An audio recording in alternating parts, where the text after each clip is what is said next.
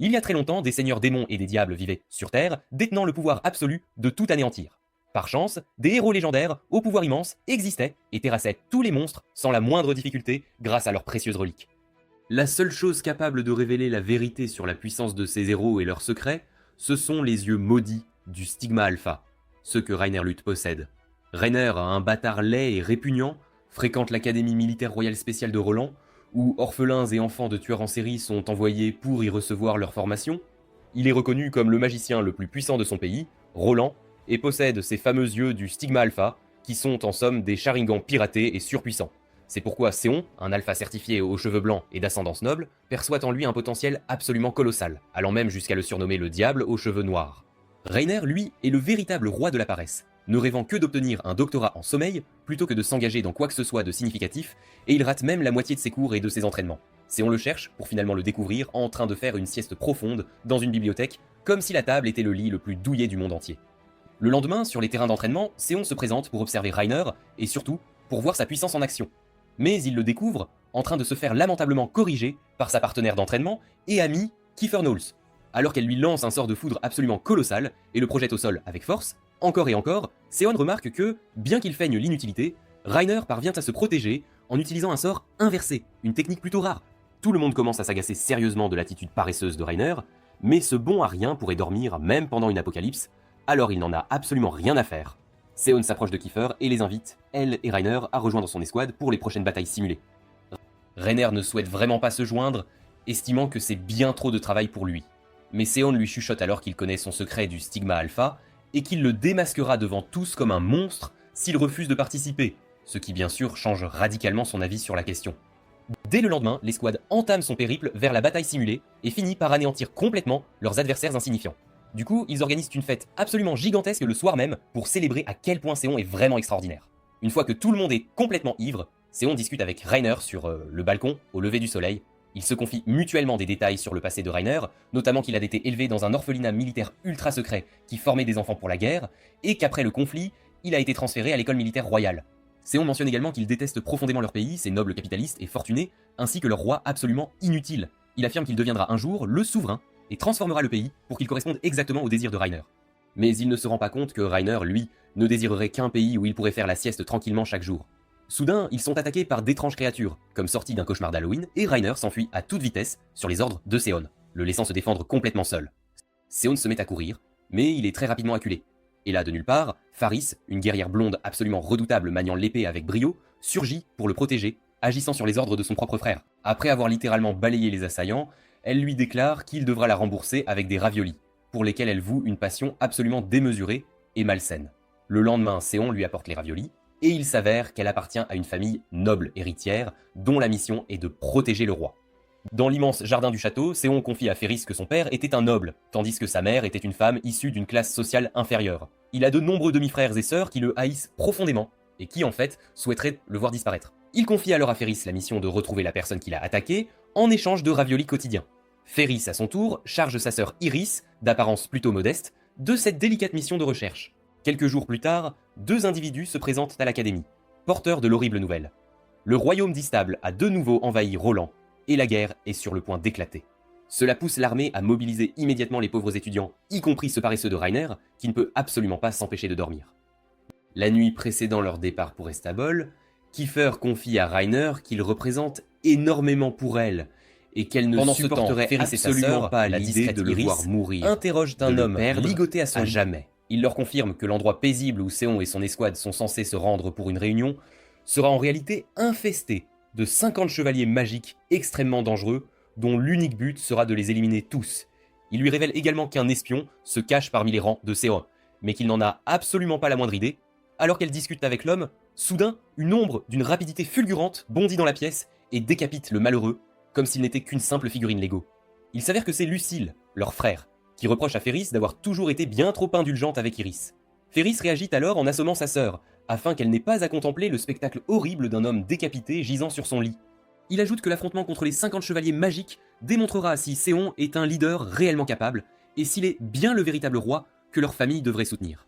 À la frontière d'Istabul, alors que l'escouade commence à installer son campement, Kiefer est plutôt déprimé et tente de chasser sa mélancolie en contemplant une rivière. La bande en conclut que tout cela est lié à Rainer. et le pousse littéralement vers elle, afin qu'il puisse lui parler et gérer cette situation délicate, lui avouant son amour. S'occupe. Mais Reiner est bien trop sigma chose pour savoir comment réagir. Alors Kiefer lui fait ses adieux et se révèle être l'espionne, activant une magie d'Estabol avant de disparaître directement dans le champ de maïs juste devant eux. En quelques secondes à peine, des guerriers surgissent de ces mêmes champs de maïs et commencent à massacrer les squads entières. Séon est informé, et au milieu de tout ce chaos, Reiner et lui parviennent à s'échapper, mais ils sont très vite acculés par les soldats, sans issue. Reiner est contraint d'utiliser son Stigma Alpha comme un Sharingan, copiant instantanément les sorts des soldats pour les retourner contre eux. Les soldats sont littéralement terrifiés en réalisant qu'ils affrontent un Stigma Alpha, mais ils restent convaincus de leur victoire, simplement en raison de leur supériorité numérique. Séon tente de le culpabiliser, lui reprochant d'avoir attendu si longtemps avant d'utiliser ce pouvoir. Mais à cet instant précis, d'autres chevaliers magiques les encerclent et assomment Reiner. Lorsque Reiner se réveille enfin, les soldats lui démontrent que sa puissance est vaine et qu'ils ont bel et bien capturé Kiefer et Séon. Ils se mettent à tabasser violemment Séon et à déshabiller Kiefer, avec l'intention de lui faire des choses absolument inqualifiables, des choses vraiment R18, et c'est précisément à ce moment-là que Reiner craque quelques secondes à peine, les Stigma Alpha s'active alors pleinement, puis il devient complètement incontrôlable, allant même jusqu'à son véritable état de berserk. Et Kiefer, heureusement, le corps de Reiner commence à résister, et Séon l'aide à fermer les yeux, réussissant finalement à le maîtriser et à l'assommer. Quelques heures plus tard, des renforts arrivent et les ramènent tous les trois à la capitale. Séon est célébré en héros, tandis que Kiefer est emprisonné. Quant à Reiner, il est torturé pour son Stigma Alpha, car tout le monde les considère comme des êtres extrêmement dangereux, de véritables monstres. Malgré cette situation absolument horrible, Reiner parvient à négocier un accord avec le gouvernement. Il obtient la libération de Kiefer, et c'est lui qui prend sa place dans la cellule, en attendant sa propre exécution, un destin tragique. Alors qu'il s'entretient avec Kiefer dans sa cellule, Reiner lui révèle qu'il a appris la mort de sa sœur, qu'il hait profondément les guerres, et qu'il ne désire rien d'autre que de trouver un monde où il pourrait faire la sieste tranquillement toute la journée. Alors que Kiefer est escorté hors de la cellule, Reiner lui déclare que la cupidité est un monstre, que la guerre et les royaumes sont des monstres, et que lui-même, en tant que monstre, devrait également être enfermé dans une cage. Plus tard, il reçoit la visite de Séon, qui lui reproche d'avoir été un idiot et de se faire emprisonner et lui tend une clé pour s'évader cette nuit même, et précisant que ce serait la dernière fois qu'il pourrait venir le voir. Exactement. Reiner le remercie, mais répond que s'évader serait une trop grande corvée et qu'il préférerait de loin rester dans sa cellule pour que sa paresse puisse enfin profiter de toutes les siestes qu'il désire. Quelques jours plus tard, Séon se rend au magnifique jardin de la maison Eris et apporte quelques raviolis à Féris. Contre toute attente, Lucille Eris apparaît alors et invite Séon dans son dojo personnel pour s'entretenir avec lui. Dans le dojo, il lui annonce qu'il va lui poser une série de questions cruciales qui détermineront s'il est réellement digne d'être roi ou si Lucille devra, à contre-cœur, l'abandonner. Séon accepte sans hésiter et le suit plus profondément à l'intérieur du dojo. Pendant ce temps, Reiner, qui croupit toujours dans sa cellule, passe un accord avec le gardien de prison pour qu'il lui apporte du papier, un crayon et une quantité astronomique de livres provenant de diverses bibliothèques. Se sentant terriblement seul, Reiner se lie également d'amitié avec une araignée qui vient régulièrement dans sa cellule et commence à y tisser sa toile. Cette habitude, où le gardien lui apporte papiers et livres, se prolonge pendant un temps considérable, et les deux hommes finissent même par se lier d'amitié avec la toute petite fille du gardien, leur relation s'épanouissant de plus en plus au fil des jours. Reiner et le gardien discutent également sans cesse de leur famille, de leurs existences et de leur point de vue sur la guerre. À un certain moment, une silhouette s'approche de la cellule pendant que Reiner est endormi, observe ce qu'il fait, et en conclut que la situation a assez duré. Le lendemain, le gardien se présente devant Reiner, mais il n'est plus le même, son habituelle bonne humeur a disparu. On apprend alors que 2 années entières se sont écoulées depuis l'incarcération de Reiner, et que le moment est enfin venu pour lui d'être exécuté. Reiner lui demande de l'aider à transporter son rapport de recherche, fruit de ses 2 dernières années de travail. Mais le gardien lui répond qu'il n'est absolument pas autorisé à emporter quoi que ce soit. Le gardien, visiblement très attristé, le fait sortir de sa sombre cellule. Reiner peut enfin dire un dernier bonjour et un adieu à la fille et à la femme du gardien, dont il a tant entendu parler au cours de ces longues années. Le gardien le confie à Féris, qui est chargé de le mener à sa destination finale. Féris en conclut qu'il s'agit d'un énorme pervers étrange, une accusation que le pauvre Reiner tente désespérément de réfuter. Après seulement quelques pas, Reiner s'excuse auprès d'elle et lui explique qu'il doit absolument tenter de s'échapper en raison d'une promesse qu'il a faite. Il la frappe alors avec un puissant sort de foudre. Elle le bloque instantanément, complètement imperturbable, et ils commencent à s'affronter au beau milieu d'une forêt dense. Après avoir utilisé son Stigma Alpha sur Féris, Reiner en déduit qu'elle est naturellement dotée d'une vitesse et d'une force l'ayant surprise dans un moment incroyable où il aurait pu l'anéantir sans avoir recours à la moindre magie. Reiner choisit plutôt d'utiliser la magie de l'eau. Cela se termine avec son épée à un demi-pouce de sa tête, et elle se demande, perplexe, pourquoi il lui a épargné la vie. Elle en déduit que c'est forcément sa beauté absolument éblouissante qui l'a aveuglé, et elle lui dit qu'ils doivent se dépêcher, car le roi les attend impatiemment. Après avoir enfin atteint le roi, Reiner est complètement sidéré en découvrant que Séon est désormais le souverain. Reiner réalise qu'il est absolument épuisé, mort de fatigue, alors il décide de faire une petite sieste, et ce, malgré le fait qu'il se trouve devant un roi. Séon le pousse à se réveiller en lui annonçant que Kiefer a été tué, mais il lui révèle la vérité juste après. Elle est partie explorer le vaste monde. Il s'avère que Reiner a rédigé un rapport de recherche détaillé sur la manière de fonder le royaume des siestes de l'après-midi. Il y a conclu que le chemin vers le pouvoir réside dans la découverte de puissantes reliques de héros antiques dispersées aux quatre coins du monde. C'est précisément la mission que lui et Ferris doivent désormais accomplir. Bien qu'il n'ait absolument aucune envie d'y aller, Séon menace Ferris de détruire son magasin de raviolis préféré.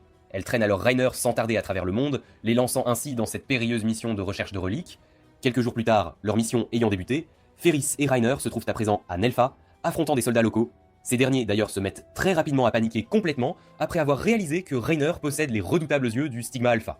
Reiner manque de révéler l'intégralité du plan secret concernant les reliques, mais fort heureusement, Ferris le frappe sur la tête avec son épée pour le faire taire.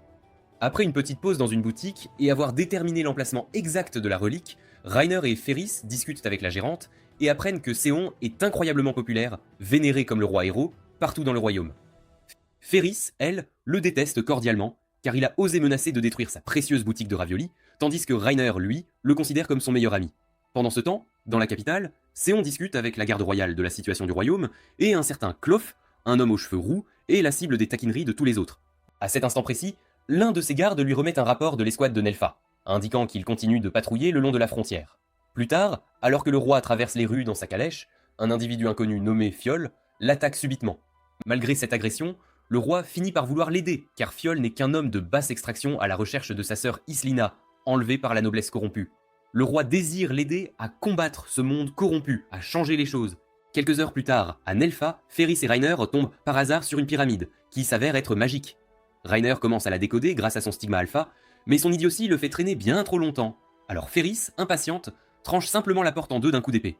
Ils sont observés par une escouade vêtue de manière similaire à la garde royale, alors qu'ils pénètrent dans le temple.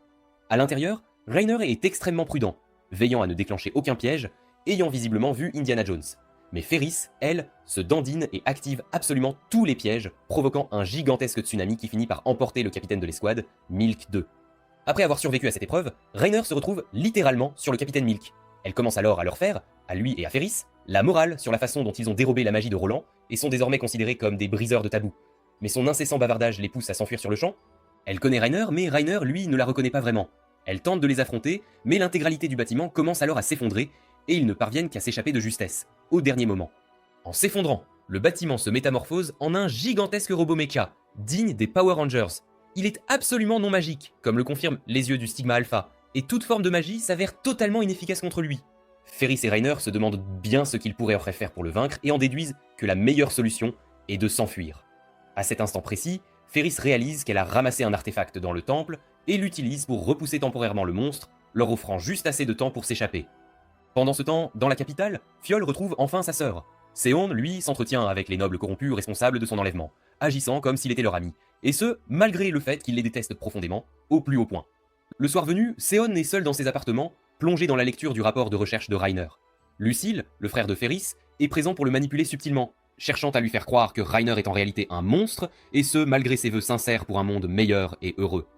Toujours à Nelpha, Reiner est complètement épuisé par toutes ses recherches de reliques et ne rêve que de trouver une auberge pour enfin profiter de son précieux sommeil. Ferris, elle, interprète cela comme une étrange manœuvre perverse de sa part, alors il décide plutôt de se rendre à la bibliothèque. Il tente d'entrer dans la bibliothèque, mais le commis n'autorise que Ferris à passer, car elle est d'une beauté éclatante, tandis que Reiner, lui, a l'air de vouloir semer le trouble. C'est alors qu'ils entendent des bruits de bagarre dans une ruelle proche et décident d'aller corriger deux individus inutiles qui importunent un homme protégeant deux jeunes enfants. L'homme se révèle être le très apprécié seigneur Toll, le favori du peuple, que beaucoup considèrent comme le véritable prince de Nelpha. Et ce, bien qu'ils vivent très éloignés des dirigeants actuels de Nelpha, sur un vaste domaine, en compagnie de ses frères et sœurs. Dans la bibliothèque, Toll procure à Ferris et Reiner absolument tous les livres dont ils ont besoin. Et Toll se révèle être un homme incroyablement simple, très terre-à-terre et tout à fait normal. Pendant ce temps, Séon fait de Fiol son serviteur, et Fiol est absolument ravi d'être à ses côtés, car Séon est formidable et le traite réellement comme son égal. Fiol lui rappelle qu'un bal noble et très guindé se tiendra ce soir-là, Séon lui accorde alors le week-end de congé pour qu'il puisse passer du temps avec sa sœur, ce qui rend Fiol absolument ravi. Au bal, Séon plaisante avec son garde Claf, lorsque deux nobles corrompus, extrêmement arrogants, s'approchent d'eux. Séon tente d'engager une conversation légère avec eux, mais il reçoit très rapidement la terrible nouvelle que Fiol a été assassiné. Les deux nobles se mettent à rire, affirmant que ce n'est pas vraiment une grande perte, puisqu'il n'était qu'un bon à rien de basse extraction. Après cela, Séon parvient à conserver son sang-froid, même s'il est intérieurement enragé. Après avoir examiné le corps, Séon fouille les affaires de Fiol et découvre une lettre absolument déchirante qu'il avait écrite à sa sœur. Il ordonne ensuite à Claf de prendre toutes les dispositions nécessaires pour les funérailles, et à son autre serviteur de veiller à ce que sa sœur Aslina soit en parfaite sécurité, loin des nobles. Lucille s'approche et le nargue, l'incitant à se venger des nobles. Séon lui répond alors que ces nobles véreux paieront, oui, mais pas tout de suite, pas encore. Pendant ce temps, Reiner et Ferris se détendent et partagent un dîner convivial avec le seigneur Toll et sa multitude de frères et sœurs. À cet instant précis, la sœur d'apparence modeste mais un peu folle de Ferris, Iris, surgit et commence à frapper violemment le pauvre Reiner, tout en leur annonçant qu'elle sera désormais leur contact avec Séon. Elle est également terrifiée à l'idée que le simple fait de parler à Reiner puisse la rendre enceinte, à cause de toutes les fausses informations que sa sœur déjantée lui a racontées. Au même moment, Séon s'entretient avec les nobles, qui l'informent que des événements très suspects se trament à Nelfa, et que la situation doit être résolue au plus vite. De retour à son bureau avec Claf, Séon est accueilli par un homme, à l'allure plutôt émo, nommé Meren Frodeud, lieutenant-colonel au sein de l'armée royale de Roland. Il est là, car il souhaite incarner cette part d'ombre que Séon refuse de porter en lui-même. Il veut éliminer son propre père et toute la noblesse corrompue restante, agissant au nom du roi. Et Séon finalement décide de l'engager. Quelques jours plus tard, Séon s'entretient avec Iris au sujet de l'avancement de la mission de Reiner et Ferris. Elle lui révèle qu'il existe un prince plutôt stupide et un autre, un bon prince, que tout le monde apprécie énormément. Séon en conclut que le bon prince est Todd Nelfi. Iris ajoute alors que Reiner a tellement adoré sa cuisine qu'il a déclaré vouloir dormir pendant une journée entière après avoir dégusté ses plats. Séon se montre alors très intéressé par le fait que Reiner et Ferris se trouvent à Nelfi. Plus tard, autour d'une immense table, Séon et ses principaux conseillers débattent de l'opportunité d'une visite à Nelfi. Des rumeurs persistantes affirment en effet que la faction corrompue anti-roi s'est alliée à la noblesse de Nelfa et complote pour assassiner le souverain. Bern Frodeud estime que c'est là l'occasion rêvée de rassembler tous les détracteurs de Séon en un seul et même endroit pour en finir avec eux. Il propose même de se rendre lui-même à Nelfa et d'accompagner personnellement le roi afin de garantir sa sécurité.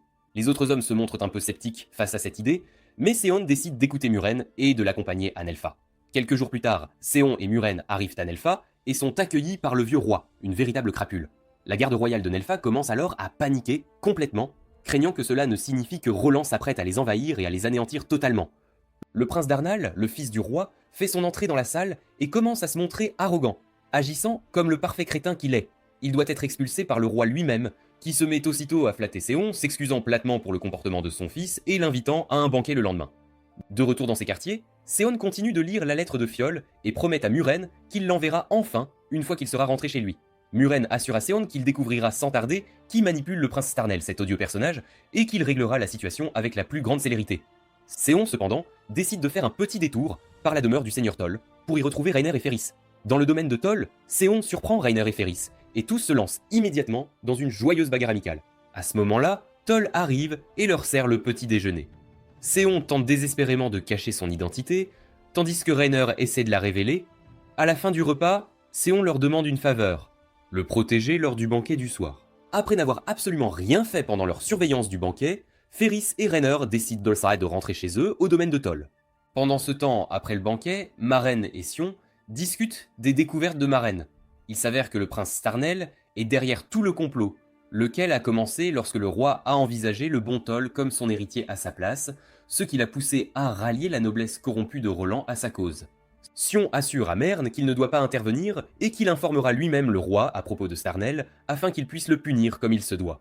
Après cette conversation, Mern se débarrasse de la plupart de la noblesse de Nelfi, les traitant comme des déchets, puis se rend au domaine de Lord Toll pour le jauger et l'éliminer également.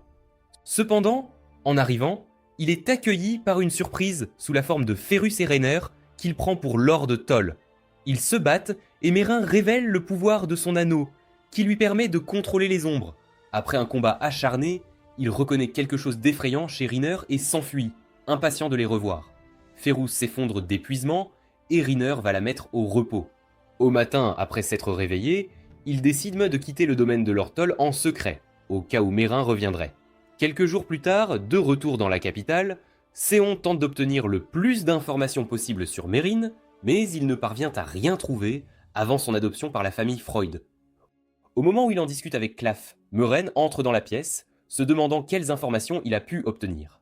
Séon, cependant, ne le renvoie pas, mais le garde à ses côtés, et Muren lui révèle qu'il a tenté d'éliminer leur Toll, mais qu'il a rencontré une interférence imprévue. Quelques jours après avoir échappé au domaine de Toll, Ferus et Reiner se trouvent morts dans le sous-sol d'un château de Nelphi, fouillant le trésor à la recherche d'une relique de héros, mais ne trouvant que des informations sur des fraudeurs fiscaux. Au moment où ils s'apprêtaient à partir, un homme aux cheveux roses, Sui, et sa petite sœur Q, sont entrés maladroitement dans la pièce, cherchant un trésor, et Reiner les a rapidement informés qu'il n'y en avait pas. Reiner manque de révéler qu'il cherche des reliques de héros, mais Ferris l'arrête heureusement à temps, et ils quittent tous le sous-sol. Le lendemain matin, dans une auberge de Nelphi, alors que le capitaine Milk et son escouade prennent leur petit déjeuner, un flashback révèle le capitaine Milk et Reiner enfant, Reiner lui tendant la main alors qu'ils s'échappent de leur orphelinat, entièrement détruit par un incendie. Tout à coup, ils sont approchés par les mêmes deux frères et sœurs aux cheveux roses auxquels Reiner et Ferris ont parlé, et ils leur demandent s'ils sont l'escouade des briseurs de tabous. Au même moment, Séon est devant la tombe de Fiol, vraiment en colère de ne toujours rien pouvoir faire contre la noblesse corrompue. Il est approché par Aslina, la sœur de Fiol, qui lui dit de ne pas avoir l'air triste, car Fiol le serait aussi, étant donné qu'il était si heureux de servir un roi aussi juste et droit. De retour à Nelpha, le capitaine Milk et son escadron rattrapent enfin Reiner et Ferus, alors qu'ils creusent d'eau pour trouver un trésor et cherchent à leur tendre une embuscade. Le capitaine Milk est toujours plongé dans son fantasme selon lequel Reiner est manipulé par l'horrible femme Ferris et qu'elle sera celle qu'il sauvera. Après avoir élaboré un plan bien coordonné pour les vaincre, l'escadron leur saute dessus en embuscade, seulement pour être anéanti et attaché à un arbre en quelques secondes. Malgré les tentatives de Milk pour que Reiner se souvienne d'elle, Reiner n'y parvient toujours pas. Et Ferris finit par retourner creuser. Ils parviennent à trouver une dague d'allure impressionnante, mais après l'avoir inspectée avec l'Alpha Stigma, Reiner réalise qu'elle est plutôt inutile. Juste à ce moment-là, une immense armée de Nelphi passait par là, et Milk a commencé à crier pour attirer leur attention, dans le but de se faire remarquer et libérer. Cela a conduit Reiner à devoir la sauver, et tous se sont retrouvés confrontés à une armée massive. Étant donné son inutilité, Reiner jette simplement la dague avec désinvolture, ce qui l'a fait apparaître un énorme dragon rouge après qu'elle se soit plantée dans le sol. Tout le monde commence à fuir, et Ferus et Reiner concluent qu'il est bien plus simple de laisser le dragon et de partir. Ayant à peine échappé au dragon, le capitaine Milk traverse une crise existentielle et commence à remettre en question toutes ses décisions de vie. Les membres de son escouade lui disent qu'elle est la meilleure des leaders et qu'ils sont ravis de faire partie de ce groupe, ce qui remonte vraiment son moral. Dans la capitale, Séon se retrouve toujours devant la tombe de Féol, se blâmant pour sa mort. Séléna, la sœur de Féol, dit au roi Séon qu'elle sait à quel point lui et le royaume comptaient pour Féol, et qu'elle souhaite l'honorer, ainsi que sa mémoire, en servant également le roi au mieux de ses capacités. Juste à ce moment-là, Marin entre et informe le roi que la noblesse d'Estabol a déclenché une révolte contre lui. Le lendemain, Séon et tous ses gardes et serviteurs de confiance sont dans la salle de réunion, réfléchissant à la manière dont ils devraient réagir à cette nouvelle information.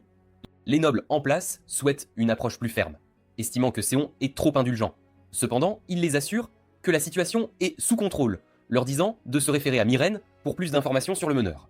Muren informe tout le monde que l'armée révoltée compte 50 000 soldats, ce qui terrifie la noblesse, et Séon laisse Claff gérer la situation, avec Muren comme son bras droit.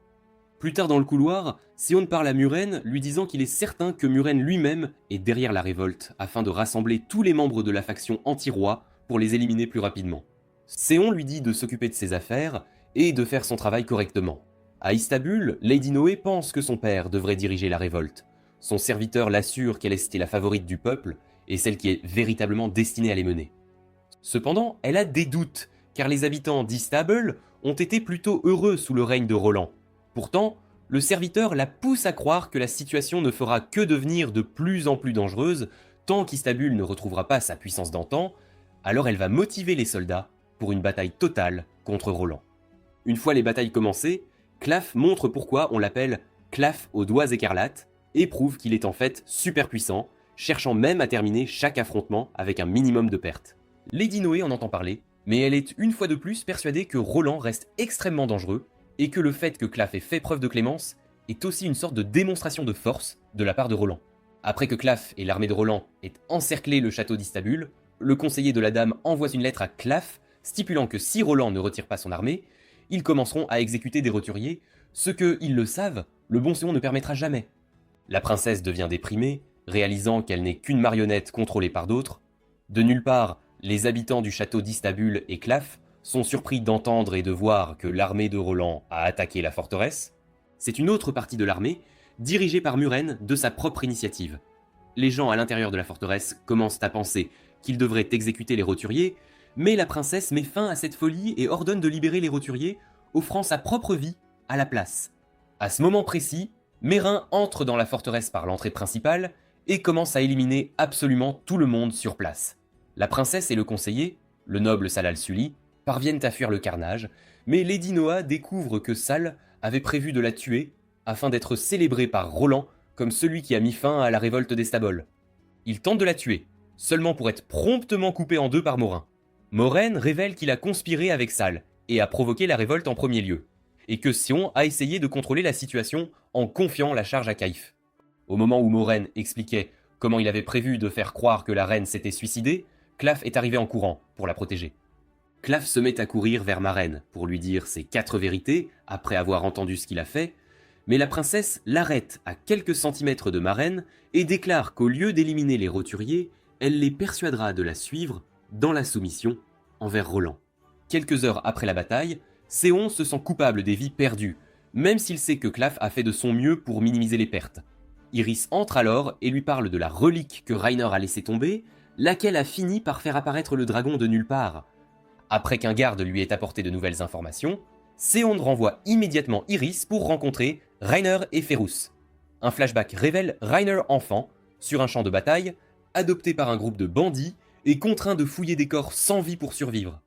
Presque immédiatement après que Séon l'ait envoyé, Iris a réussi à atteindre Ferrès et Rainer. Malheureusement, elle a jeté la lettre qu'il lui avait dit de leur apporter et leur a dit d'aller enquêter sur l'incident du dragon, car il semblait avoir causé beaucoup de carnage et éliminé un grand nombre de villageois. Le message original de Xian, cependant, était l'exact opposé. Il leur avait dit de ne s'y rendre sous aucun prétexte. Ayant reçu la mauvaise information, Feyris et Rainer se rendent dans la forêt où se trouvait le dragon et y trouvent un tas de corps sans vie partout. Après avoir enquêté un peu plus, ils trouvent les 2 frères et sœurs aux cheveux roses du sous-sol de Nelphi, tranquillement installés parmi les corps. Ferrus et Rainer comprennent que ce sont eux qui ont mené l'escadron du capitaine Milk vers eux pour les éloigner de la relique, car ils collectionnent également des reliques de héros. Après un bref combat et la révélation de l'alpha stigma de Rainer, Sway sort la dague relique que Rainer avait jetée et qui avait fait apparaître un dragon, la plante dans son bras et transforme son bras en tête de dragon, expliquant que le dragon était à l'origine inoffensif et que ce sont eux qui ont réellement éliminé tous les villageois en utilisant correctement la relique. Il s'avère que Tsui possède également une autre relique qui annule toute magie et qu'il est très avide de cristaux oculaires de l'alpha stigma. C'est pourquoi il veut agiter Rainer pour qu'il entre en furie et utilise ses yeux afin de pouvoir lui prendre les cristaux. Rainer tente de résister aux tentations de l'alpha stigma, mais échoue et finit par devenir fou, faisant exploser tout ce qui est en vue tout en lévitant torse nu. Il essaie d'utiliser sa relique Oliméo pour annuler la magie de Rainer, mais cela ne sert à rien, et Rainer le bat sans problème. Sui et sa sœur Q sont super effrayés, alors ils décident simplement de s'enfuir de là, tandis que Rainer perd de plus en plus le contrôle, détruisant littéralement tout ce qui est en vue. Au moment où il fait cela, un flashback révèle un moment où il pensait être heureux après avoir été adopté par les bandits, seulement pour que des soldats arrivent et éliminent ses amis bandits, ce qui le pousse à devenir fou et à les éliminer tous en retour. La pauvre Ferris essaie de combattre Rainer, qui est déterminé à la tuer et à tout détruire. Ferris se tient devant lui et lui dit qu'elle sait qu'il n'est pas un monstre et qu'elle n'évitera pas la prochaine bombe de bête à queue qu'il lui lancera pour tenter de déclencher sa conscience et d'arrêter ce déchaînement insensé. Elle lui dit qu'il n'est pas un monstre, qu'il est son partenaire et son serviteur. La conscience de Rainer essaie de fermer ses yeux, tandis que son corps tente d'éliminer la pauvre Ferris. Et après l'avoir saisie à la gorge, elle parvient à lui fermer les yeux et à arrêter ce déchaînement pour de bon. Après avoir repris ses esprits, Rainer est super déçu et déprimé d'avoir tenté d'éliminer Ferris, et il lui dit qu'il devrait retourner sa Roland et mettre fin à leur voyage, car elle n'est pas en sécurité avec un monstre comme lui. Ferris lui dit qu'un type si inutile qui ne peut pas éliminer une seule femme ne peut absolument pas être un monstre, et lui propose même de partager des raviolis. Dans la capitale, Séon lit le rapport de toute la situation quand Aslina entre dans son bureau et lui dit que son cul ennuyeux travaille trop et qu'il devrait se détendre de temps en temps. Un autre de ses serviteurs ainsi que Claff entrent dans le bureau et disent à Aslina qu'elle doit absolument l'empêcher de travailler, sinon il se tuera à la tâche. Ensuite, Lady Noan entre dans le bureau et dit que son séjour a été plutôt génial jusqu'à présent, ce à quoi Séon répond en lui donnant Claff comme guide et chaperon car il s'apprécie beaucoup. Après leur départ, Marin entre dans le bureau et commence à parler à Séon de la situation tragique sur le continent et de la façon dont un petit pays nommé Garstark, au nord, a commencé à accumuler du pouvoir et à annexer les pays plus petits autour d'eux. Il dit à Séon qu'il pense qu'une purge politique de la noblesse arrogante est nécessaire. Quelques heures plus tard, Muren va parler au duc Théored et le convainc qu'il est également contre Séon, ce à quoi le duc répond joyeusement, souhaitant que Muren rejoigne leur cause. Mérinde cependant sort immédiatement sa carte Uno inversée et lui dit qu'il doit choisir maintenant entre le roi juste et l'ancienne noblesse corrompue s'il veut vivre, et le duc est terrifié. Ce soir-là, après que Claff ait ramené Lady Noan à la salle de réception royale de Roland après un trajet en calèche et qu'ils aient discuté de la beauté du ciel, Claff repart en calèche et la princesse entre dans les sombres couloirs. Tout à coup, elle est attaquée par des hommes masqués qui lui enlèvent ses vêtements pour abuser d'elle. Claff, cependant, étant le gigachad qu'il est, sans qu'elle ait en danger, arrête la calèche et entre dans le château, commençant à combattre les assaillants masqués.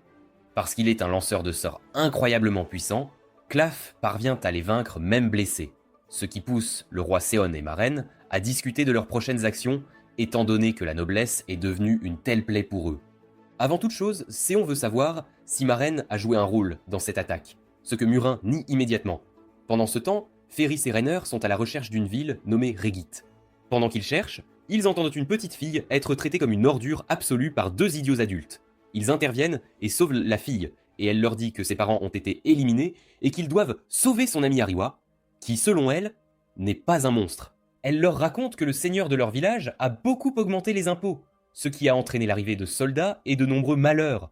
Tout à coup, son amie Ariwa a commencé à utiliser la magie de ses yeux pour la sauver, mais cela a fini par le faire capturer par le seigneur et les soldats.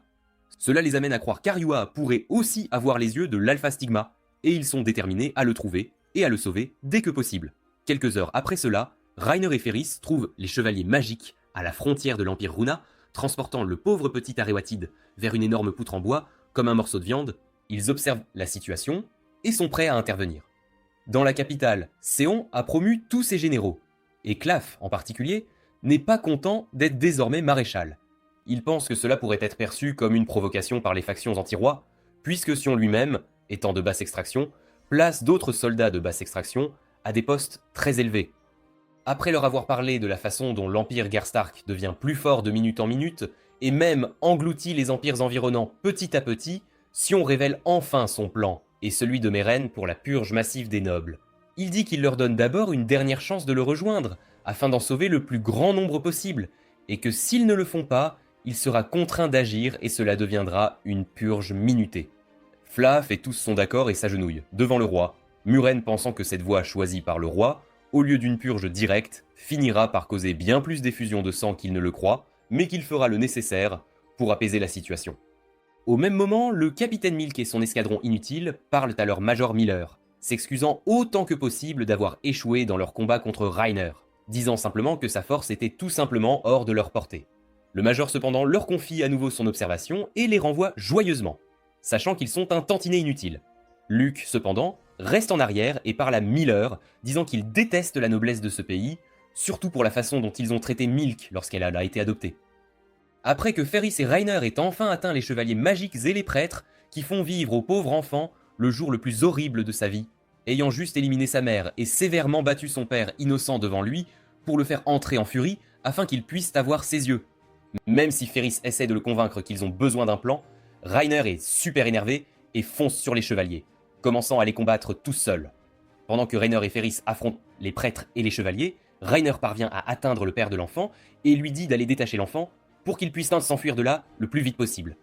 Le père l'entend et commence à ramper vers l'enfant, et juste au moment où il est sur le point de l'atteindre, il est piqué par un prêtre avec une lance massive. Cela provoque finalement la fureur de l'enfant qui brise ses liens.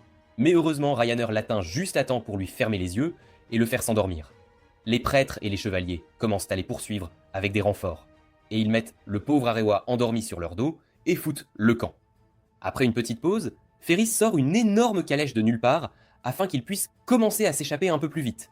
Cependant, elle laisse le pauvre Rainer derrière elle, le faisant courir après elle comme un chien obéissant. Au même moment, le roi Tian a une quantité énorme de travail à faire et n'a même pas le temps de manger, ce qui fait presque pleurer la pauvre Selena car il ne pense pas avoir le temps de manger. Après l'avoir fait manger, le roi remarque que tout est étrangement trop calme.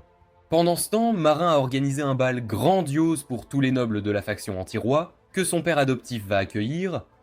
Son père commence à parler de leur intention d'éliminer le pauvre roi Sion et de son indignité. Après avoir entendu cela, le duc avec qui Muren avait comploté s'en va lentement, tandis que Muren ferme toutes les portes et fait savoir à tout le monde qu'il va les éliminer sans tarder. Après avoir désintégré chaque noble corrompu dans la pièce, le père n'arrive pas à croire que même lui sera éliminé, mais Muren le fait en quelques secondes sans la moindre hésitation. Le duc revient tout heureux que le plan est abouti et qu'il ait survécu, seulement pour que sa tête soit immédiatement tranchée par un homme aux cheveux roses qui vient d'entrer dans la pièce. Maren déduit qu'il doit venir du nord à cause de ses cheveux roses, et il s'avère que l'homme aux cheveux roses possède l'exact opposé des pouvoirs de Maren. Il contrôle les monstres de lumière. Maren se sent plutôt arrogant et pense qu'il ne peut pas être vaincu, car l'homme aux cheveux roses, Lur, ne peut lancer aucun sort, car cela révélerait d'où il vient. Lur, cependant, avait un atout dans sa manche, sous la forme de napalm dans un cristal, qu'il a lancé en l'air, forçant Muren à tenter de se protéger, donnant à son cul rose suffisamment de temps pour s'enfuir par la porte. Marin accepte presque son destin d'être éliminé par ces étranges flammes bleues quand Claff fait irruption par la porte et le sauve, et ils commencent à poursuivre l'air. L'homme parvient cependant à s'échapper, et Claff lui dit qu'il est là, sur ordre de Seon, et ils en viennent tous deux à la conclusion que quelque chose de très sinistre se prépare dans ce royaume. Au même moment, Seon est assis sur son trône, et Seon se détend quand deux créatures lumineuses apparaissent prêtes à le prendre en charge. Cependant, Lucille sort de l'ombre pour dire qu'il est si puissant que les créatures électriques ne feront rien contre lui, ce qui fait fuir le mec aux cheveux roses comme une chienne. Le mec aux cheveux roses est un compagnon de Suieku, les frères et sœurs qui ont combattu contre Rainer, maintenant essayant de faire entrer le roi de Runa dans leur camp Garstark. Leur prochaine destination est le village Rigide, exactement le même village où vont Reynard et Ferrous. En arrière-plan, 2 ans plus tôt et à l'école militaire, tout le monde pensait que Kéfir était super cool, bien qu'elle n'eût les yeux que pour Rainer. Il est révélé qu'à 14 ans, après une promenade dans la ville, elle et ses 2 sœurs furent arrêtées par les chevaliers magiques de Roland, et elles finirent par tuer sa sœur aînée, enlever sa sœur cadette et l'utiliser comme espionne. Dans le présent, Kéfir est soldat pour Stoll dans les ruines d'un village Stoll bombardé par l'Empire Garstark parce qu'elle pensait qu'il y avait des informations sur le stigma alpha dans le pays. Elle sauve 2 enfants aléatoires avant d'être arrêtée par le roi Rose de Garstark, Rifle et Dea. Elle lui dit qu'elle déteste la guerre et il répond qu'il déteste aussi la guerre et qu'il déteste tous ceux qui sont tués par ceux qu'il aime, que les guerres le sont super nulles, mais que les guerres existent tant que les nations existent, et qu'il doit essayer de minimiser les pertes au maximum. Il prend son épée massive, qui demande un sacrifice, et choisit de donner son œil gauche, ce qui lui donne le pouvoir le plus puissant de tous les temps, et il écrase littéralement toute la montagne devant lui, ainsi que des dizaines de milliers de soldats. Les soldats autour de lui disent à Kéfir que son épée sacrée Gluvel nécessite un sacrifice pour être utilisée, et que le roi a déjà sacrifié son odorat, sa jambe droite, et maintenant même son œil gauche. Le roi invite même Kéfir à venir à son côté, et Kéfir promet de le faire un jour, mais pas immédiatement, car elle doit encore trouver plus d'informations sur le stigme alpha. Pendant ce temps, Claff supplie le roi Séon de lui retirer son titre de nouveau maréchal, mais même Murin reconnaît qu'il n'y a personne plus parfait pour le poste. Séon lui confie la difficile tâche de réintégrer l'armée Estabol dans l'armée normale de Roland, ce qui est presque impossible car beaucoup d'Estaboliens détestent toujours le roi et Roland.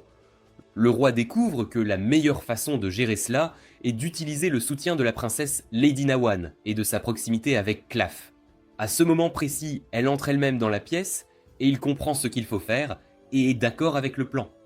Séon leur raconte Kéfir et comment elle était une double agente, et il sait simplement que son cœur devait briser lorsqu'elle les a trahis. Bien qu'il pense donc tout ce qu'il est Estabol à cause de cela, c'est exactement pourquoi il aime Estabol, et ne veut pas avoir de guerre entre Roland et Estabol tant qu'il est le roi.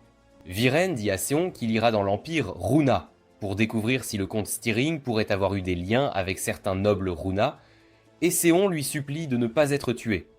En même temps, Reiner et Ferris doivent sauver Coucou, la fille qui les a conduits à sauver Arya dans le petit village rigide. Juste avant d'arriver à la maison où elle est supposément retenue, Sui et Q apparaissent derrière la maison et commencent à les combattre. Ils leur disent qu'ils sont très intéressés par le stigme alpha unique de Ryder, car personne n'est censé pouvoir revenir d'une crise de folie, et il l'a fait 2 fois. De plus, ils sont également intéressés par ce que le petit garçon Arewa est capable de faire, étant donné qu'il est aussi un utilisateur de stigme alpha. Juste avant qu'ils commencent à se battre, les soldats Runa les rattrapent et entrent dans le combat. Donc Reiner, Sui et Q s'enfuient et laissent Ferris se battre contre eux, et comme cadeau de départ, Sui dit à Reiner que QQ est retenu dans une maison d'un noble dans la région. Encore dans Runa, Muren est venu à la cour impériale de Runa et discute avec la fille du roi qu'il a accueillie au nom du roi. C'est tout ce dont Muren a besoin pour devenir Sherlock Holmes et comprendre ce qui se passe et que le roi de Runa a trahi Roland et s'est allié à Garstark et qu'il est en réalité celui qui a organisé l'assassinat de Sion. Tandis qu'il attend que Ferrus revienne de la bataille, Reiner se détend dans la carriole et juste à ce moment-là, Erua se réveille. Il est d'abord vraiment effrayé et veut fuir, mais se souvient de tout ce qui s'est passé et presque rentre dans une crise de folie seulement pour tomber genoux à terre et commencer à pleurer. Il commence à dire qu'il ne comprend pas pourquoi il existe et qu'il est un monstre, à quoi Ryan répond en lui expliquant comment il pensait la même chose jusqu'à ce que Kéfir et Ferrus lui montrent qu'il comptait et qu'il existait pour une raison. Il lui rappelle aussi que son père avait souhaité que son fils vive, pas qu'il soit triste et déprimé. Juste à ce moment, Ferrus revient et tire Aeroa loin de Reiner, pensant qu'il pourrait le rendre un petit Kinko bizarre.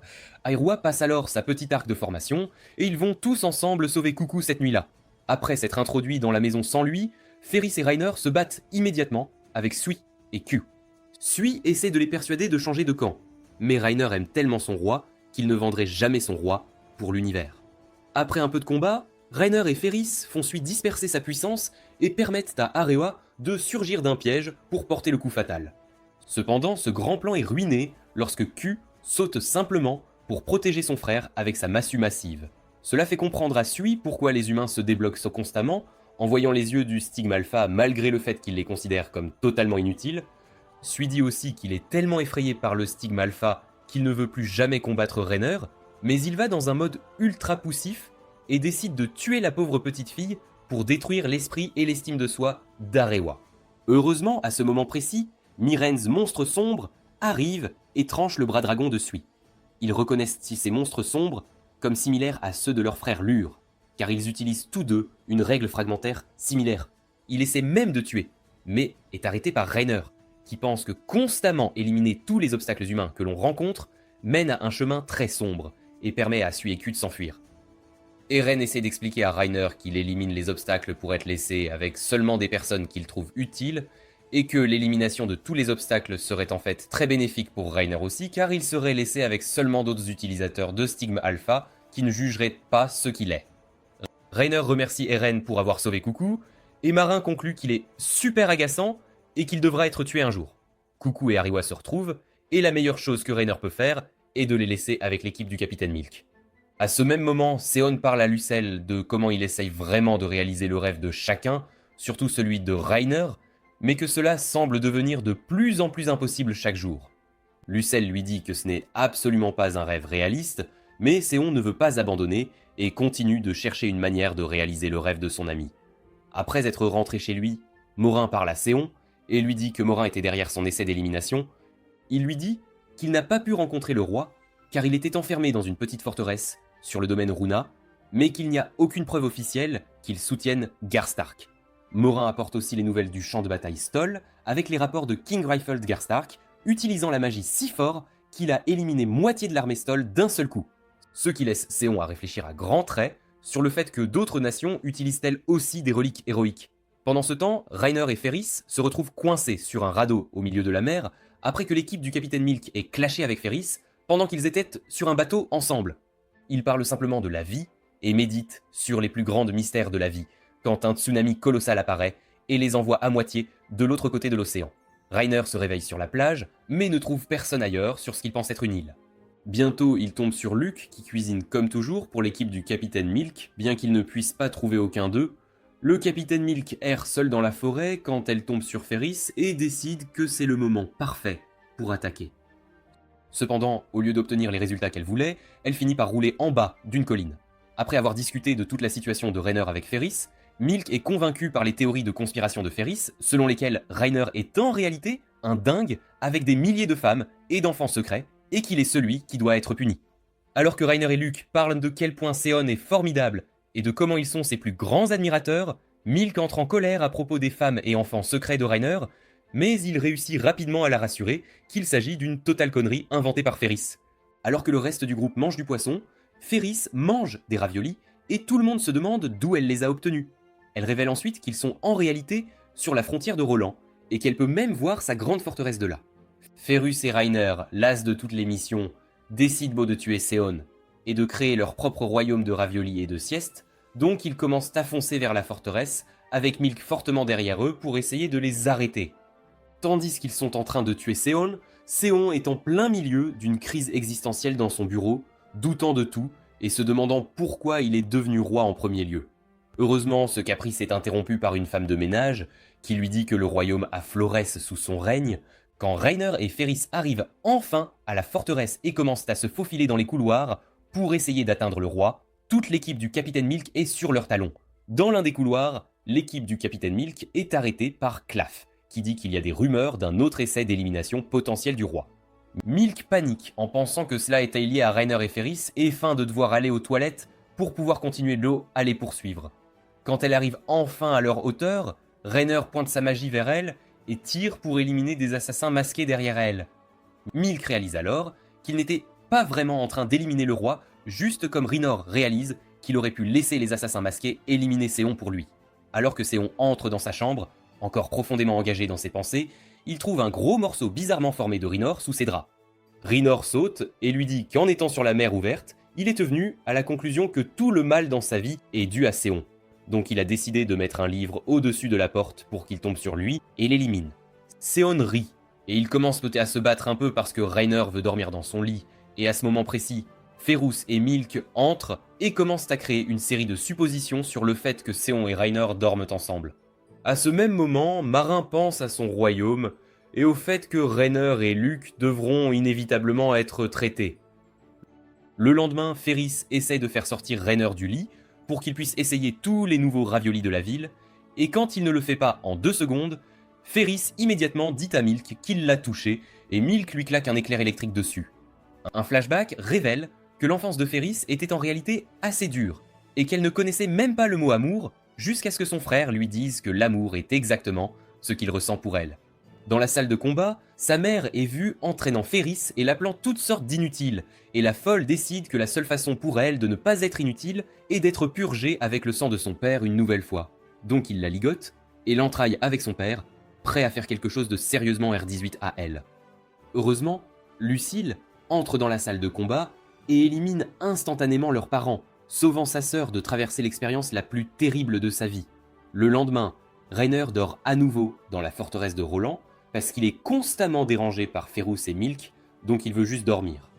Seon entre dans sa chambre et dit à Rainer qu'il veut qu'il et Ferris soient membres Seguid et garde du corps pour une mission en dehors de Roland, parce qu'il ne se sent pas en sécurité. Il lui dit aussi que le garçon Argyll, avec les yeux du Stigma Alpha ainsi que sa camarade Coucou, ont été confiés à la famille de Ferris. Avant que Seon puisse ajouter quoi que ce soit sur la mission, Rainer file. Pendant ce temps, le maire de l'équipe du Capitaine Milk prête un livre très rare à Luke qu'il a besoin pour une mission, avec le livre détaillant en profondeur ceux avec le stigme alpha. À ce même moment, à Garstark, Kéfir lit le même livre sur les stigmes alpha et leurs pouvoirs, et comment ils ne devraient mosez pas être capables de survivre à une perte de contrôle. Quelques jours plus tard, Rainer va rendre visite aux enfants à la forteresse d'Eris, et un majordome lui donne une description détaillée de la vie de Ferus et de son âge quand ses parents ont été éliminés. Les enfants sont super heureux de le voir, mais il est assez fasciné par le dojo de Lucille, et même essaye de regarder avec son stigme alpha, mais se sent effacé. Après ça, il demande à Ariwa de faire la même chose comme partie de son entraînement, et Ariwa le fait bien qu'il ne voit rien de bizarre. Après que les enfants aient épuisé de fatigue extrême, Rainer et Ferris décident qu'ils ne peuvent pas se soucier de protéger le roi, et décide plutôt de conclure un marché pour chercher plus de reliques héroïques, se rencontrant tôt le matin à la boutique de raviolis préférée de Ferris pour obtenir des stocks pour le voyage qu'elle dit qu'ils partageront dans 7 sacs. Ayant appris sur son passé tragique, Rainer ressent vraiment de la compassion pour elle, promettant même de porter tous les sacs pour elle, mais elle double ensuite le nombre total de sacs à 14. Après que tout le monde soit parti au lit, Rainer décide de se faufiler dans le dojo de Lucille pour voir ce qui le dérangeait autant.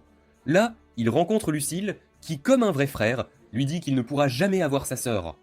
Rainer sent que quelque chose ne tourne pas rond chez lui et trouve étrange qu'un des plus grands protecteurs du roi ne puisse pas partir avec lui demain, et ne puisse même pas quitter Roland du tout, et regarde même le stigme alpha pour voir s'il y a une malédiction de lien sur lui.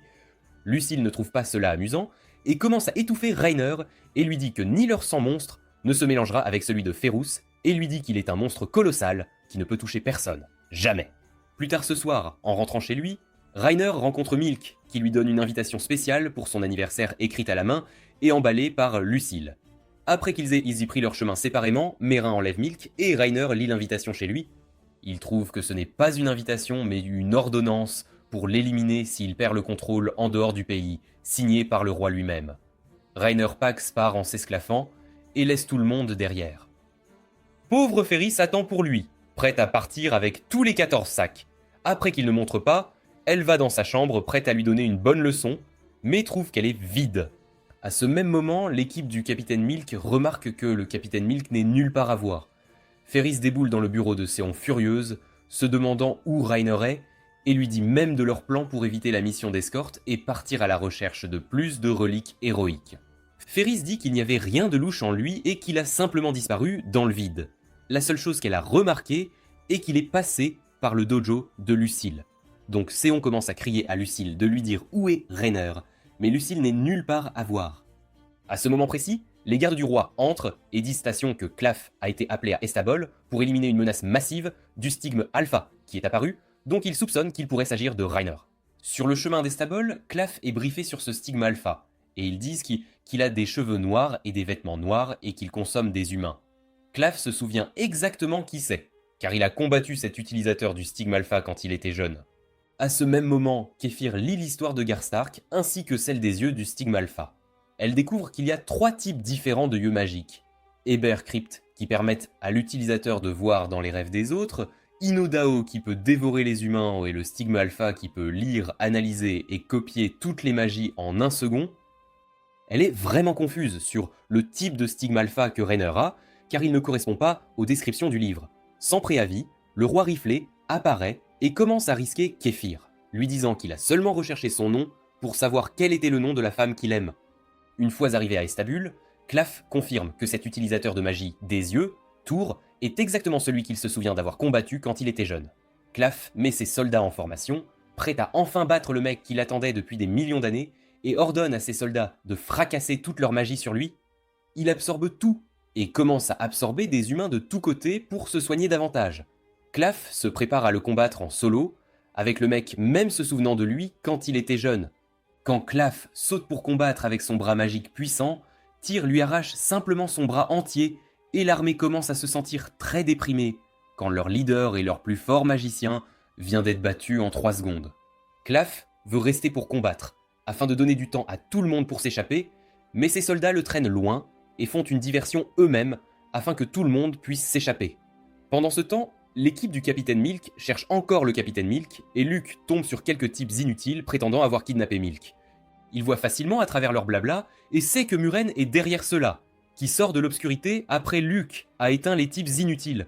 Muren pense qu'il prendra facilement Luke et ordonne à celui-ci d'éliminer Rainer, mais Luke utilise de la magie de ficelle pour lier Muren en 1 second. Ryan se réveille dans une auberge aléatoire qu'il a trouvée pendant son voyage, ayant rêvé de ses parents, et comment son père était de nobles origines, et tout était bien pendant un moment, jusqu'à ce que tout disparaisse autour de lui, se transformant en une mare de sang massive. Après avoir lu l'ordonnance de Séon une autre fois, il conclut qu'il ne peut jamais être du côté de qui que ce soit, car il est seulement un monstre. Au capital, alors que Séon est prêt à partir rejoindre Claff et Istabul, il reçoit des nouvelles selon lesquelles Claff a été gravement blessé, et que toute l'armée a dû reculer pour combattre un autre jour. À ce même moment, dans la maison du jardin d'Eris, Eris essaie de faire sentir mieux Ferris en la corrompant avec des raviolis, mais cela ne fonctionne pas car elle est très déprimée, à cause de Rainer qui est parti. Elle confronte son frère, mais il immédiatement dit qu'il n'a rien fait pour le faire partir et qu'il lui a seulement donné un avertissement sur la façon dont il devrait se comporter envers sa sœur. Elle devient immédiatement furieuse et décide de partir le trouver et de le battre pour avoir osé partir sans elle. Après être enfin arrivés à Estabo, Seon et Lady Noah parlent à Claff, qui leur confirme que c'est bien le même type qui a anéanti son ancienne escouade il y a longtemps. Seon va combattre le gars avec une nouvelle idée pour le démolir et il commence à motiver les soldats déprimés, leur morale monte en flèche. Pendant ce temps, Reiner se détend seul dans une auberge, pensant à sa vie, à peine touchant sa nourriture. C'est alors que Ferris entre avec la puissance d'un million de taureaux, démolit absolument l'endroit et le bat comme elle avait l'intention de le faire. Reiner ne riposte pas et la traite d'assassin envoyé par l'élite pour le tuer, ce qui l'offense énormément. Il s'excuse, disant qu'il sait très bien qu'elle ne le tuerait pas. Alors qu'ils commencent à discuter, Tyr entre dans l'auberge et les attaque, les battant en 5 secondes tout en essayant de déduire lequel d'entre eux est le porteur du stigmate alpha. Soudain, Seon et son armée commencent à lui tirer des flèches et Reiner et Ferris parviennent à s'échapper. Un soldat veut lui tirer dessus avec de la magie, mais Seon l'arrête, sachant qu'il se régénérera. Cependant, Tyr finit par dévorer un soldat et se régénère de cette façon. Tyr nargue Seon et dit qu'il pourrait commencer à manger et se régénérer complètement à tout moment, mais Seon répond qu'il sait qu'il ne le fera pas car ils ont un stigmate alpha qui perdra le contrôle et ce n'est pas quelque chose qu'il est prêt à gérer. Après que les soldats réalisent dans Diane que Reiner est un stigmate alpha, ils commencent tous à le traiter de monstre, ce que Tyrion utilise comme l'occasion parfaite pour dire à Reiner ce que sont les humains et ce qu'ils seront toujours. Seon manque d'appeler Reiner un monstre et Tyr l'invite à le rejoindre plutôt que les humains parce qu'ils se comprennent, le frappant avec ce Talk no Jutsu. Reiner dit à Seon qu'il est au courant de l'ordre donné à Luke de le tuer si le besoin s'en faisait sentir et dit que c'est entièrement sa faute. Il tire ensuite sur Tyr avec son sort de foudre, le soigne puis part avec lui. Les soldats commencent à célébrer la victoire et Seon avec eux, Ferris lui disant que Reiner avait raison et que ce n'est pas la faute de Seon, car il ne faisait que protéger le royaume. Alors que Seon est célébré comme un roi héros dans la capitale, Reiner dit à Tyr qu'il n'a jamais beaucoup aimé les humains de toute façon. Poursuivant leur voyage, Tyr demande à Reiner s'il a des doutes sur le fait de venir avec lui et commence à déverser de la propagande sur le fait qu'ils sont une race supérieure et que les humains leur sont inférieurs. Il leur dit aussi que plus on se rapproche d'eux, pire c'est, car les humains finissent toujours par les trahir. Pendant que Tyr essaie de recruter Reiner entièrement à sa cause, Ferris trouve que les raviolis ont un goût horrible quand Reiner n'est pas là pour les partager avec elle, alors elle lâche tous ses bagages et se remet à le chercher. Dans la capitale, le roi Xian dit à la noblesse qui lui est resté fidèle comment le stigmate alpha peut être utilisé comme une arme et qu'ils avaient leur propre stigmate alpha en Reiner, constamment suivi par l'escadron du lait avec l'ordre de le tuer sur le champ si quelque chose tournait mal. Après cela, assis sur son trône, il se souvient comment sa mère lui avait dit qu'il était un doux garçon sur son lit de mort, et il réalise maintenant qu'elle n'avait pas raison, et qu'il n'y a en fait rien de doux en lui et rien dont être fier non plus puisqu'il est tout seul. Au même moment, le roi Riffle et Lys discutent du fait qu'il y a de plus en plus d'utilisateurs de magie oculaire qui forment ce qu'ils pensent être une faction anti-Gar Stark, tout en regardant tous les bijoux qu'ils ont dans leur trésor. Kiefer entre dans la pièce, admirant les bijoux, et Riffle lui propose de lui acheter tout ce qu'elle veut et de lui montrer ses bijoux de famille, ce à quoi elle répond qu'elle n'a rien à accepter de lui. Quelques heures après cela, pendant que le roi et ses nobles tiennent une réunion, Kiefer fait irruption vêtu d'une robe que Riffle lui a laissée et il lui fait rapidement savoir qu'il veut l'épouser. Kéfir ne veut pas l'épouser et Lys est également contre l'idée d'épouser une femme au hasard qu'il ne connaît pas. Mais ils sont rapidement interrompus lorsque Sui et Q les appellent de l'extérieur, Sui étant à peine en vie. Sui prononce ce qu'il pense être ses derniers mots et dit au roi qu'il a été attaqué par quelqu'un avec le même type de magie que son frère Lur, et que Roland possède un monstre aux proportions inédites du nom de Reiner Lut. Lys remarque que Kiefer sait qui est Reiner, alors ils réagissent et la mettent en cellule. Reiner essaie toujours de s'habituer à sa nouvelle vie et à ses amis, et il n'arrive même plus à manger de raviolis. Tyr lui dit que ses capacités oculaires se sont éveillées avant même sa naissance, donc il doit être différent pour Reiner de s'adapter à être non humain, puisqu'il avait été élevé comme un humain au début. Quelques heures plus tard, Tyr l'amène chez lui, où il a caché un groupe d'enfants qui ont tous des pouvoirs magiques oculaires, et il dit qu'il veut créer un monde où ses enfants pourront sourire, se souvenant du moment où Lair et Q l'ont battu à plate couture en utilisant les bêtes de foudre. L'un des enfants s'appelle Latrope, et il possède le pouvoir d'Evercrypt. C'est ainsi qu'ils ont trouvé Reiner. Ils l'ont trouvé parce qu'il a pu entrer dans ses rêves et entendre son appel à l'aide. Il dit à Reiner qu'il a observé ses rêves pendant longtemps, car il sentait que Reiner était si spécial et différent de tout autre utilisateur de Stigmate Alpha, et il était fasciné par la quantité de choses terribles qui lui arrivaient. Pourtant, tout ce à quoi il pouvait penser était un cri sur combien il aimait les gens.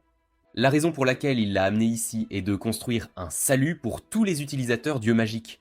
Lur les observe tout le temps depuis les hautes herbes, et Reiner sort au milieu de la nuit, sentant une présence, qui s'avère être Luke, qui l'a suivi pour le tuer, selon les ordres du roi Xiong.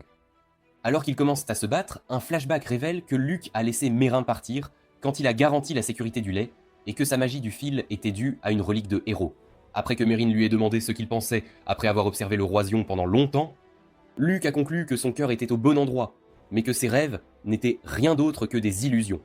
Luke commence à le balayer, disant qu'il doit simplement faire cela parce qu'il ne mérite pas d'être aux côtés du roi, étant donné qu'il a maintenant même trahi Roland. Après avoir esquivé quelques pièges de Luke, Reiner envisage de laisser Luke en finir avec lui sur le champ, pensant que personne ne se soucierait de la disparition d'un monstre comme lui. C'est alors que Ferris intervient et le retire de Luke avec son épée. Ferris commence à piétiner le pauvre Reiner et à le punir de l'avoir quitté. Pendant ce temps, Tyr doit protéger les enfants et combattre l'air avec ses bêtes de foudre.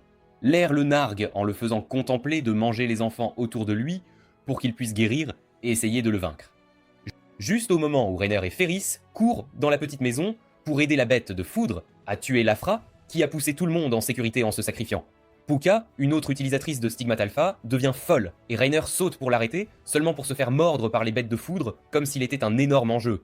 Lur sort son orbe pour extraire des cristaux, appelés Spunkle, et tue immédiatement Puka en lui prenant ses cristaux oculaires. Tyra, Reiner et Ferris essayent de le combattre ensemble, car il finit par tuer certains des enfants aussi. Luke se jette dans la bataille, et Ferris parle à Reiner, lui disant qu'il est son ami, et qu'elle se fiche qu'il se considère comme un monstre. Reiner commence à pleurer, et Ferris pleure aussi, disant qu'elle serait si seule si Reiner devait mourir. Leur frappe Ferris, ce qui rend Reiner super en colère et le fait devenir fou. Cette fois, cependant, il parvient à calmer son côté monstrueux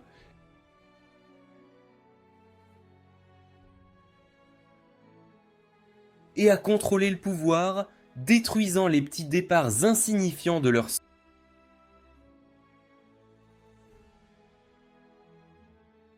s'enfuit et finit par appeler Reiner le solveur de toutes les formules. Il n'a aucune idée de ce que cela signifie, et Lur se moque de lui et s'en va en disant qu'il n'est pas encore complet. Luke lui dit que leur situation et leurs relations sont très différentes maintenant, et les laisse, Ferus et lui, tranquilles. Après s'être réveillé, Ferus dit à Reiner qu'elle était super malheureuse quand il était parti. Ils conviennent que le roi agit un peu bizarrement, alors ils décident de retourner à Roland, puisque la situation avec Garstark devient assez dangereuse. Reiner demande aussi une faveur à Ferus, celle de le tuer elle-même s'il perdait à nouveau le contrôle. Dans la capitale, le roi est en pleine crise existentielle, se demandant comment il va résoudre tous les problèmes de Garstark et de Reiner. Lucelle lui dit qu'il aurait mieux valu que Luke le tue, car de nouveaux problèmes surgiront maintenant, puisqu'il renaîtra après avoir été tué. Séon dit qu'il ne tuera pas Reiner, et a des problèmes de personnalité multiples, ne sachant pas du tout ce qu'il doit faire.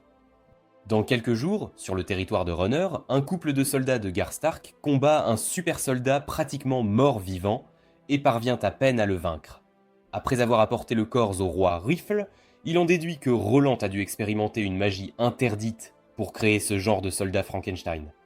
Après que Reiner et Ferus soient enfin retournés à la capitale, et après être entrés dans le bureau du roi, Séon les accueille tous joyeusement et leur donne 74 tonnes de paperasse à payer pour s'être enfuis. Ferus et Reiner veulent tous deux le tuer sur le champ, mais Ferris réalise qu'elle a donné son épée aux gardes en entrant. Au même moment, le capitaine Milk se réveille enfin et réalise que son escouade ne lui dit pas tout. Elle émet une théorie selon laquelle cela pourrait être lié au roi Séon. Elle se dit que ses parents adoptifs savaient peut-être quelque chose à ce sujet, puisqu'ils étaient aussi de la noblesse, mais en arrivant à leur manoir, elle est accueillie par Luke, qui lui dit qu'ils ont été tués, et même s'ils étaient horribles avec elle les pleure toujours. Pendant ce temps, Claff a un nouveau bras noir et parle à Lady Noah de son retour sur le champ de bataille et de son entraînement dès que possible. Ils finissent par s'embrasser et presque s'embrasser, seulement pour être grossièrement interrompus par un type qui lui dit que de plus en plus de nobles qui s'opposent à Séon sont éliminés dans des circonstances mystérieuses.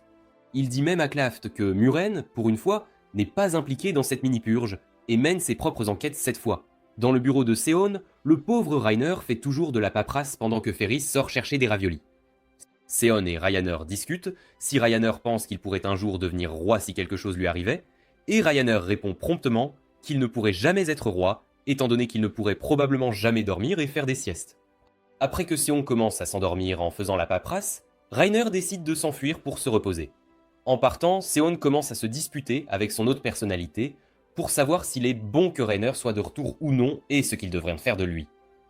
Meren vient même se joindre au débat, poussant le roi à prendre la décision de tuer Reiner une fois pour toutes.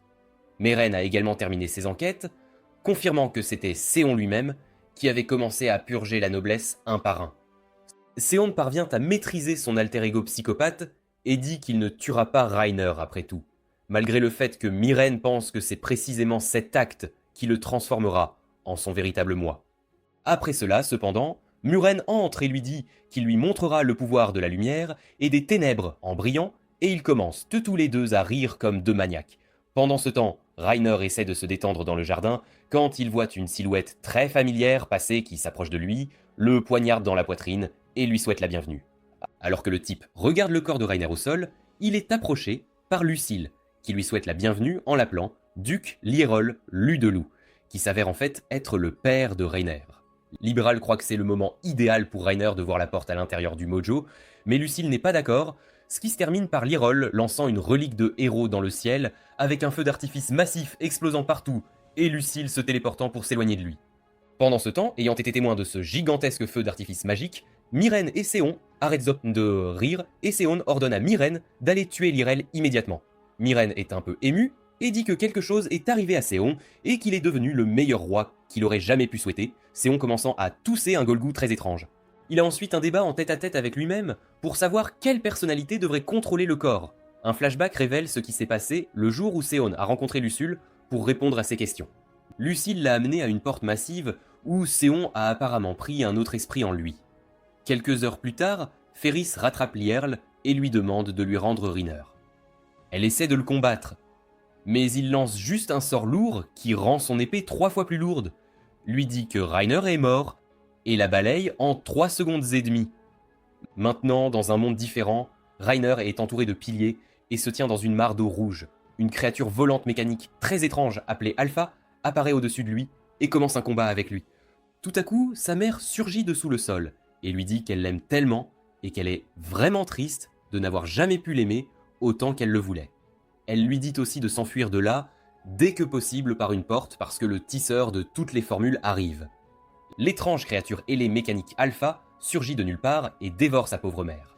Reiner parvient à trouver la porte que sa mère lui a dit d'emprunter et la traverse, seulement pour trouver un héros sombre légendaire du passé qui lui demande son aide. Tout à coup, il se réveille dans son lit, comme si rien de tout cela ne s'était passé, avec Ferris allongé à côté de lui. Pendant ce temps, Luke révèle à Milk que Seon n'a jamais arrêté les expériences illégales souterraines sur les gens parce qu'il pensait qu'elles étaient simplement nécessaires pour continuer. Et Milk devient super triste en regardant l'une des personnes de ces expériences qu'elle n'a pas pu sauver.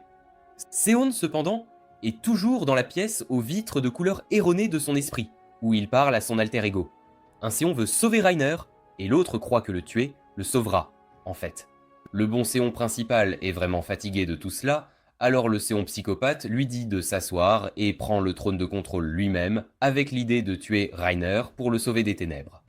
Après ce combat, il sort de son bureau, et Lucelle lui demande quel camp a gagné, Seon ayant l'air déterminé à enfin résoudre le problème avec Reiner. Reiner et Ferrous sont de retour dans le bureau de Seon, faisant un tas de paperasse, et Reiner manque de se faire tuer par une montagne de papiers et de livres. Ferrous doit le gifler pour le ramener à la vie. Seon entre alors, et commence à parler de sa fête d'anniversaire qui aura lieu bientôt. Tout le monde se prépare pour la fête pendant que Reiner parvient d'une manière ou d'une autre à s'échapper du bureau de Seon et tombe accidentellement sur Milk. Il s'excuse auprès d'elle de ne pas être allé à sa fête et elle lui dit que beaucoup de choses se sont passées et qu'elle n'a finalement pas réussi à organiser de fête. Ailleurs, pendant que Claff entraîne son nouveau bras, Meren s'approche de lui et lui confie une tâche super importante à faire pour que Seon puisse avoir la meilleure fête possible. Quelques heures plus tard, Eslina, Claff et Lady Noan commencent à planifier le plus grand feu d'artifice jamais vu, car Eslina n'a jamais vu de vrai feu d'artifice. Mais Noan leur dit que les feux d'artifice vraiment grands prennent beaucoup de temps à fabriquer, même plus de 6 mois, alors ils trouvent une solution simple à la place. Pendant ce temps, Ferris et Reiner essaient de nouveaux raviolis, mais ils conviennent tous deux qu'ils ne sont pas aussi bons que les raviolis Winnet qu'ils préfèrent. Ces raviolis s'avèrent être ceux de Ferris, et il s'avère qu'elle rêve de devenir la meilleure maîtresse de raviolis possible. Après le départ de Ryanair, il est pris en embuscade par toute la bande et il l'emmène dans les bois parce qu'il est en fait la solution simple qu'ils ont trouvée pour les feux d'artifice. Après que toute la fête ait enfin été organisée, le roi Seong sort sur le balcon avec 1 milliard de personnes célébrant son anniversaire avec lui, avec les feux d'artifice massifs au-dessus des montagnes créées par le pauvre vieux Reiner dans les forêts. Tout le monde est super heureux de célébrer l'anniversaire de Seon, et ils font même un petit gâteau pour Milk. Mais Seon remarque l'absence de son vieil ami Reiner et sort la calèche pour le ramener des bois afin qu'il puisse célébrer avec tout le monde. Après avoir récupéré Reiner et avant de rentrer chez eux, Seon veut qu'il s'arrête à l'escalier où il a fait à Reiner la promesse de créer le monde de ses rêves toutes ces années auparavant. Le pauvre Reiner ne veut que du repos, mais Seon prévoit de lui faire encore plus de paperasse à leur retour au château. Reiner veut cependant faire une sieste de 300 heures, mais le mieux que Seon puisse faire est de 4 heures avant de récupérer Reiner pour encore plus de paperasse. Reiner devient tout sentimental avec le lever du soleil, et dit à Seon qu'il ne l'a jamais cru quand il a dit qu'il deviendrait vraiment le roi et changerait tout le pays, mais qu'en regardant la situation maintenant, il a vraiment réussi à tout changer pour le mieux. Seon d'un autre côté ne le voit pas ainsi et continue de penser à tout ce qui a été sacrifié pour que le monde devienne ce qu'il est. Reiner n'en veut rien et lui dit qu'il a vraiment rendu le monde meilleur, qu'il est un bon roi et qu'il n'a plus à porter le poids du monde seul, car il a maintenant beaucoup d'amis. Cependant, le psychosion prend le dessus et tout à coup décide que Reiner doit mourir. Un flashback aux temps anciens des démons et des héros montre l'un des héros sombres légendaires perdant lourdement face à un groupe de monstres, et il finit par faire un pacte avec un diable solitaire pour se sauver, et ils deviennent amis. Le diable solitaire appelé toutes les formules divise alors son corps en deux, créant le solveur de toutes les formules et le tisseur de toutes les formules, le héros et le diable devenant amis, et leurs âmes et corps étant connectés et pratiquement mélangés. Reiner et Seon se parlent toujours, et Reiner lui dit qu'il ne veut malheureusement pas mourir, parce qu'il sait que Ferus serait laissé seul, et il lui a promis que ce serait elle qui le tuerait. Ils conviennent qu'ils se considèrent toujours comme les meilleurs amis, mais le combat commence néanmoins. Un tas d'expériences de super soldats apparaissent et commencent à combattre Reiner aux côtés de Seon. Reiner n'arrive pas à croire que Seon puisse tomber si bas pour créer de si horribles expériences, et Seon lui dit qu'il fait simplement ce qui est nécessaire. Reiner, ne parvenant toujours pas à comprendre pourquoi Seon porte le poids du monde entier sur ses épaules, combat néanmoins son meilleur ami, et Seon est toujours déterminé à le tuer et déploie toutes les forces disponibles contre lui. Tout à coup, Psycho-Seon, qui s'avère être l'esprit du héros sombre qu'il a laissé entrer en lui toutes ces années auparavant dans le dojo, prend complètement le contrôle et poignarde Reiner avec un tas de couteaux sombres et commence à le désigner comme le diable solitaire parce que Reiner est en fait le solveur de toutes les formules, la moitié de ce que le solitaire diable a créé en divisant son corps. Seon s'approche de lui, essayant de le dévorer pour qu'il puisse enfin briser le lien entre eux. Juste au moment où ils sont sur le point de ne faire qu'un, la mère de Reiner, Iluna, sort de Reiner et Seon pense un instant qu'elle est Alpha. Il comprend que Lucille n'est pas ce qu'Iluna voit. Lucille surgit de derrière Seon et le nomme le tisseur de toutes les formules, ce qui signifie qu'elle est l'autre moitié de l'esprit démoniaque solitaire qui réside aussi en Reiner. Iluna doute de la raison de Lucille et Seon et demande à Lucille d'arrêter Seon, car ce n'est pas le moment, et de libérer Reiner. Lucille répond que Seon ne perdra jamais la tête, et que c'est exactement pourquoi il a été choisi pour cette tâche. Lucille a choisi Seon pour être la réincarnation de l'esprit du héros sombre, afin qu'ils puissent enfin tous se réunir et détruire le monde, rompant ainsi le lien établi entre eux il y a longtemps. Quelques instants plus tard, Seon est assis sur Reiner et ne peut tout simplement pas se résoudre à le tuer. Son alter ego de héros sombre apparaît, et aucun d'eux ne parvient à sauver Reiner, ni à le tuer. Le Seon normal est effacé, et la personnalité du héros sombre est catégorique, voulant avancer pour toujours. Le lendemain matin, Reiner se réveille, dans la même cellule où il a passé 2 ans à se morfondre. Alors qu'il préparait un sort pour détruire la prison en morceaux, celle-ci était déjà en ruine, détruite par Ferris, qui le serrait déjà dans ses bras en pleurant, pensant qu'il était mort. Elle lui a dit que Seon avait l'air vraiment étrange quand il a affirmé avoir tué Reiner. Il souriait, et des larmes coulaient sur ses joues en même temps. Ferris lui révèle qu'il a massacré tous les habitants de Nelpha et lui a dit de s'éloigner de lui, de ne plus jamais s'associer à lui. Alors que le monde entier loue Séon comme un roi héros, ils savent que quelque chose de grave ne va pas chez lui. Ferris fait évader Reiner avec l'aide de Kéfir, les aidant à se rebeller contre le roi cruel et le système corrompu. Reiner envoie un message à Séon, lui disant qu'il regrettera de ne pas l'avoir tué quand il en avait l'occasion, car il est maintenant prêt et prépare tous ses amis à le combattre, lui et le système corrompu, pour tenter de sauver le vrai Séon. Ceci nous amène à la fin des aventures de Reiner avec ses yeux épiques du Stigma Alpha. Merci d'être resté jusqu'au bout, vous êtes une légende absolue. Aimez, abonnez-vous et cliquez sur l'écran pour regarder nos autres vidéos passionnantes. D'ici la prochaine fois, restez géniaux, restez Annie Geek.